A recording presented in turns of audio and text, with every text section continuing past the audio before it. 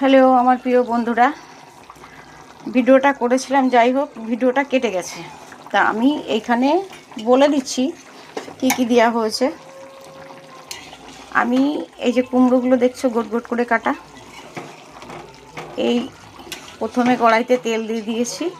তেল দেওয়ার পরে হচ্ছে একটা তেজপাতা আর হচ্ছে তোমার রাঁধুনি সম্বরা দিয়ে আমি এই কাঁচা কুমড়োটা তেলাপিয়া মাছ দিয়ে রান্না করব। আর এইটা 4টে লঙ্কা দিয়েছি, পরিমাণ মতন হলুদ দিয়েছি, তবু কালারটা কেমন লাগছে। আর এই যে দেখো, এইখানে আমি জিরে তেজপাতা ভেজে রেখেছি, এইটা নামানোর আগে আমি দেব।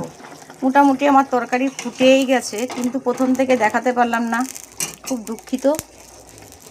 তারপরের ব্লগে আমি তোমাদেরকে দেখিয়ে দেব, ঠিক আছে?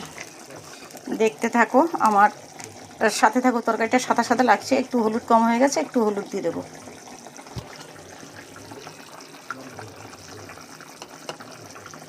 আমি একটু হলুদ দিয়ে দিলাম। আর কাঁচা কুমড়ো তো ওই জন্য এরকম ফ্যাকাশে ফ্যাকাশে লাগছে, কিন্তু ভালো করে ফুটে গেলে লাগবে না। আমি একটু বাদে মাছটা দিয়ে দেবো। ভালো করেই ফুটে গেছে, আমার তরকারিটা ভালোভাবেই ফুটে গেছে। এখন আমি মাছটা দিয়ে দেবো। দেখো কালার চলে আসছে। এবার আমি মাছটা দিয়ে দেবো। এই যে একটা, দুটো, তিনটে, চারটে, পাঁচটা। দেখো এবার যেহেতু মাছটা দিয়েছি, আর একটু আমি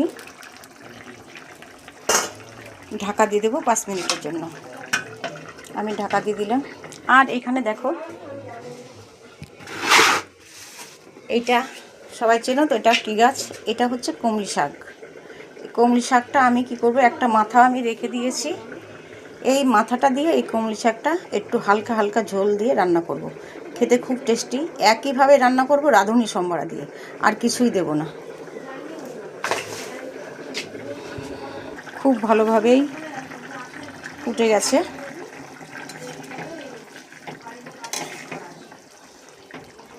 তরকারিটা খুব সুন্দর সেন্ট বেরিয়েছে।